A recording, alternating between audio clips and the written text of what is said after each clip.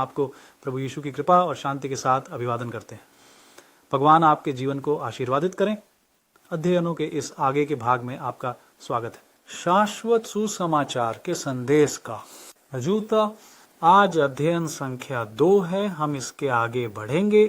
प्रकाशन 14 पद 7 इस सुसमाचार को समझने पर जो वहां प्रस्तुत किया गया है, परंतु इससे पहले हमें विदा कहनी चाहिए जो हमें आशीर्वाद दे सके और हमें सच्चाई को समझने के लिए मार्गदर्शन कर सके। आइए प्रार्थना करें। मैं तुम्हें मेरे साथ आंखें बंद करने का निमंत्रण देता हूँ। प्रभु हमारे पिता, हम तेरे पवित्र शब्द का अध्ययन एक बार फिर करने का अवसर होने के लिए धन्यवाद करते हैं। हम प्रभु से प्रार्थना करते हैं कि वह हम पर अपनी आत्मा को बरसाएं, हमसे बात करें, अपने शब्द को समझने में हमारी मदद करें और सबसे महत्वपूर्ण हमारे मन और दिल में यह बिठाएं कि हम भूलें नहीं और हमें आज्ञा का पालन करने में मदद करें। हम इन आशीर्वादों को यीशु मसीह के नाम पर मांगते हैं, आमीन। हमारा पहला पाठ प्रकाशित वाक्य 14 में है, वचन 7। चलिए साथ में पढ़ते हैं। यह कहता है, भगवान से डरो और उसकी महिमा करो, क्योंकि उसके न्याय का समय आ गया है और पूजनीय है वह जिसने आकाश, पृथ्वी, समुद्र और जल के स्रोतों को बनाया। पहले अध्ययन में हमने सीखा है कि हम भगवान के न्याय के लिए कैसे तैयार हैं, क्योंकि हम सभी का न्याय किया जाएगा। अब हम इस दूसरे भाग का अध्ययन करेंगे जहां हम पढ़ते हैं, उसे पूजो जिसने आकाश, धरती, समुद्र को बनाया है और पानी के स्रोत। ये भगवान की पूजा उस तरह से करने से संबंधित है जैसा उसने मांगा है। अगर आपने किसी से एक गिलास पानी मांगा होता और वो व्यक्ति आपको एक बाल्टी रेत देता, तो आप प्यासे होने पर क्या खुश होते? मुझे लगता है नहीं। भगवान भी खुश नहीं होते जब हम उन्हें वैसी पूजा पेश करते हैं जो उन्होंने नहीं मांगी होती, या वह जो उसने मांगा था उससे अलग। जब हम चर्च जाते हैं उदाहरण के लिए या पूजा की जगह पर, और वहां हम भगवान की पूजा करते हैं, हमें बुद्धिमानी और समझदारी से पूजा करनी चाहिए, एक तरीका जिसे वह स्वीकार कर सके। वह यही हम अब पता लगाने वाले हैं। तो चलो हम साथ मिलकर बाइबल खोलें। निर्गमन की पुस्तक में 20वें अध्याय 10वें और 11वें श्लोक में जो हमें जरूरी उत्तर देता है, वह कहता है कि उसकी पूजा करो जिसने बनाया। और वह कौन है जिसने आकाश, पृथ्वी, समुद्र और पानी के स्रोतों को बनाया? हमें यहाँ जवाब मिलता है। यह कहा गया है निर्गमन 20 श्लोक 10 और 11, परंतु 7वां दिन तेरे परमेश्वर का विश्राम दिवस है, किसी भी काम को नहीं करना है, न तुम, न तुम्हारा बेटा, न तुम्हारी बेटी, न तुम्हारा दास, न तुम्हारी दासी, न तुम्हारा पशु, न तुम्हारा परदेशी जो तुम्हारे द्वारों के भीतर है। क्यों? 6 दिनों में भगवान ने आकाश और पृथ्वी, समुद्र और आकाश बनाए और जितना कुछ उनमें है, और 7वें दिन आराम किया। प्रभु ने सप्त के दिन को आशीर्वाद दिया और उसे पवित्र किया। सब कुछ बनाने वाला भगवान है। तो ये जानना बाकी है कि भगवान कौन है।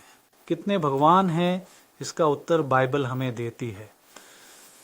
मैं आपको आमंत्रित करता हूं कि मेरे साथ खोलें पहले कोरिन्थियों में पौलुस की पहली पत्री कोरिन्थियों के नाम, अध्याय 8 श्लोक 6। आइए पढ़ते हैं। लेकिन हमारे लिए एक ही ईश्वर है पिता, जिससे सब कुछ है और जिसके लिए हम जीते हैं। सोए वह एकमात्र भगवान कौन है? कितने भगवान हैं? बाइबल ने उत्तर दिया, केवल एक ही भगवान है और यह एकमात्र भगवान पिता है। वह किसका पिता है? जानते हैं हमारे प्रभु यीशु मसीह के बारे में। जैसा हम देखेंगे, यीशु बाइबल के अनुसार वह भगवान नहीं है बल्कि भगवान का पुत्र है, जैसा कि उसने स्वयं कहा है। अब हम इसे देखेंगे। चलिए साथ में खोलते हैं योहन की पुस्तक अध्याय 17। चलिए छंद 1 और 3 को पढ़ते हैं। ये खुद यीशु मसीह हमारे उद्धारकर्ता के शब्द हैं। उन्होंने कहा, पहला श्लोक, यीशु ने ये बातें कहीं और आसमान की ओर देखते हुए कहा, पिता समय आ गया है, तेरा पुत्र तुझे महिमा दे सके, इसलिए अपने पुत्र को महिमा दे, और अनंत जीवन यही है ताकि वे तुझे ही अकेले सच्चे ईश्वर के रूप में और यीशु मसीह को जिसे तूने भेजा जाने। यीशु ने कहा कि जीवन अनंत है। हाँ, हम उनके पिता को एकमात्र सच्चे भगवान के रूप में जानते हैं। देखिए, एकमात्र का मतलब है कोई और नहीं है। यीशु ने स्वयं को अलग किया, इसलिए उन्होंने ही प्रकट किया कि इकलौता ईश्वर उनके पिता हैं। और फिर जीसस कौन है? बाइबल जवाब देती है। आइए हम साथ में अब जॉन को खोलते हैं, इस अध्याय 10, और हम आयत 29 से 36 तक पढ़ेंगे। जॉन 10 29 से 36। मेरे पिता जो सबसे महान हैं, उनसे बड़ा कोई नहीं, और कोई भी उनके हाथों से इन्हें छीन नहीं सकता। मैं और मेरे पिता एक हैं। तब यहूदियों ने फिर से पत्थर उठाए ताकि वे उसे पत्थरों से मार सकें। जीसस ने उन्हें जवाब दिया,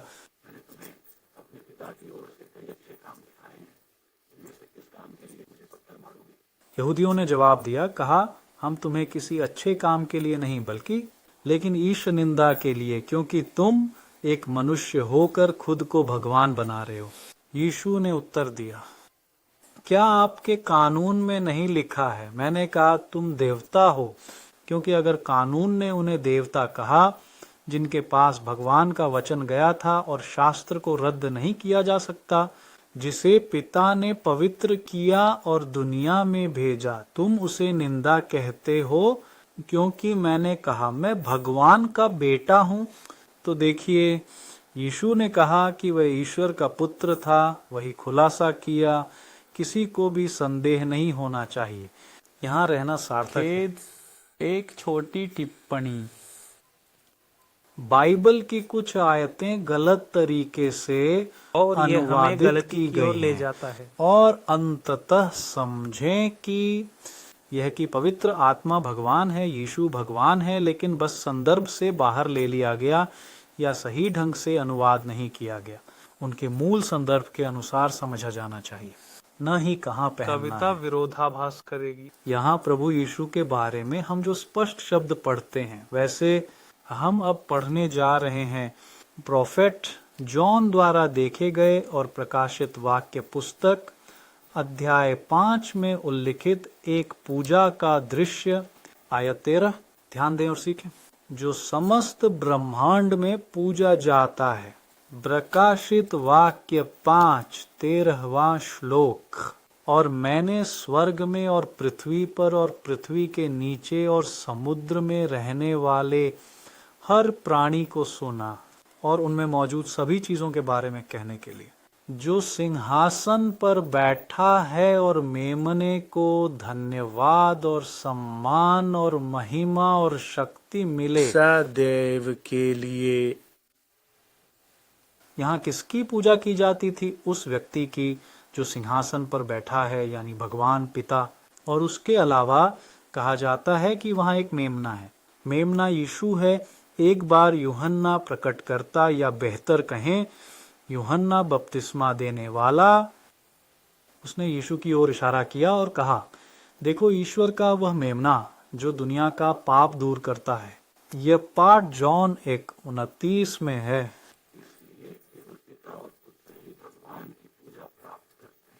ब्रह्मांड के सभी प्राणियों में, या बेहतर कहें लगभग सभी, केवल इस पृथ्वी ग्रह पर ही लोग हैं जो दूसरों की पूजा करते हैं, जो केवल वे नहीं हैं। लेकिन क्या भगवान संतुष्ट हैं? क्या भगवान खुश होते हैं जब कोई कहता है मैं भगवान की पूजा कर रहा हूं और किसी और की पूजा करता है? क्या आप खुश होंगे अगर आप शादीशुदा होते और आपका पति या पत्नी कहते नहीं मैं आपके साथ हूं, और फिर आप उन्हें किसी और के साथ गले लगाते देखें? दूसरा, बिल्कुल नहीं। ईश्वर वैवाहिक अविश्वास की तुलना उपासना में अविश्वास से करता है। भगवान चाहते हैं कि उनकी पूजा उस तरह से की जाए जैसा उन्होंने मांगा है। बाइबल कहती है कि वह ऐसे उपासकों की तलाश में है। आइए हम मिलकर यूहन्ना के सुसमाचार अध्याय 4 श्लोक 4 को खोलते हैं। 21वीं सदी में लेकिन समय आता है और अब है जिसमें सच्चे उपासक पिता की आत्मा और सच्चाई में पूजा करें, क्योंकि पिता बांधने की कोशिश करता बस है। यही है, इसी तरह उसकी पूजा की जानी चाहिए। ध्यान दें कि भगवान सच्चे भक्तों की खोज में हैं, और अगर वह उस तरह से पूजा नहीं की जाती जैसा उसने मांगा है तो वह स्वीकार नहीं करेगा।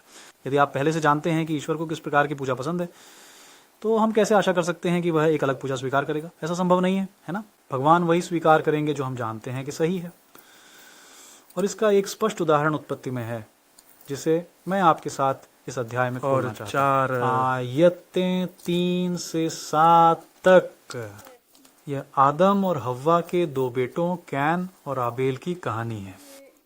कहा जाता है, और कुछ दिनों के बाद कैन ने पृथ्वी के फल से प्रभु को एक भेंट दी, और आबेल ने भी अपनी भेड़ों के पहले जन्मे और उनके वसा को लाया। और प्रभु ने आबेल और उसके उपहार की ओर ध्यान दिया, लेकिन काइन और उसके चढ़ावे पर ध्यान नहीं दिया गया। और कैन बहुत क्रोधित हुआ और उसका चेहरा उतर गया। ही गिरा था। तुम क्यों नाराज हुए और तुम्हारा चेहरा क्यों उतर गया? हाँ, अगर तुम अच्छे कर्म करो, कोई स्वीकृति नहीं ये होगी, तुम्हारे लिए हैं, और अगर आप अच्छा नहीं करते हैं तो पाप आपका और है। तेरी इच्छा उसके प्रति होगी और तू उस पर राज करेगा। हाँ, यहाँ हम देखते हैं कि सिर्फ सच्चाई ही काफी नहीं है। कोई कहता है, नहीं मैं सच्चा हूँ, भगवान जानता है कि मैं अपना सबसे अच्छा दे रहा हूँ। क्या कैन अपना सबसे अच्छा नहीं दे रहा था? कैन एक किसान था और उसने अपनी भूमि के फल दिए। उसने उन्हें वेदी के सामने रखा, लेकिन भगवान ने स्वीकार नहीं किया। क्यों? क्योंकि यह वह नहीं था जो उसने मांगा था। भगवान ने आबेल का ऑफर स्वीकार कर लिया। आज भी ऐसा ही है। वह चाहता है कि वह और उसका बेटा पूजे जाएं, और आज उसकी आपसे यही अपील है। क्या आप सच्चे उपासक बनना चाहेंगे? क्या आप भगवान से कहना चाहेंगे, प्रभु आप सच्चे उपासकों और विनम्र लोगों की खोज में हैं? मैं आज तेरे शब्द से जो सीखा है उसके अनुसार तुझे पूजा करूंगा। अगर आप ये व्यक्ति हैं तो मैं अभी आपके लिए प्रार्थना करना चाहता हूँ। आंखें बंद करें और भगवान से बात करें। हमारे पिता बने, हम आपसे इस आत्मा के लिए प्रार्थना करना चाहते हैं जिसने अब आपकी पूजा करने का निर्णय लिया है, और केवल तेरे पुत्र प्रभु यीशु मसीह की और किसी की नहीं पूजा करूंगा।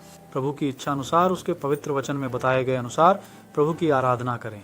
इस व्यक्ति को मजबूत करें। भगवान उस पर अपनी आत्मा बरसाओ, वह प्रभु आज से आपका आज्ञा पालन कर सके। इस रास्ते से भटकते हुए भी उसके साथ रहें और उसे निर्देशित करते रहें। प्रभु अपने शब्द के माध्यम से उसकी इच्छा को सीखने में हम यही मांगते हैं, मसीह यीशु के नाम में, आमीन।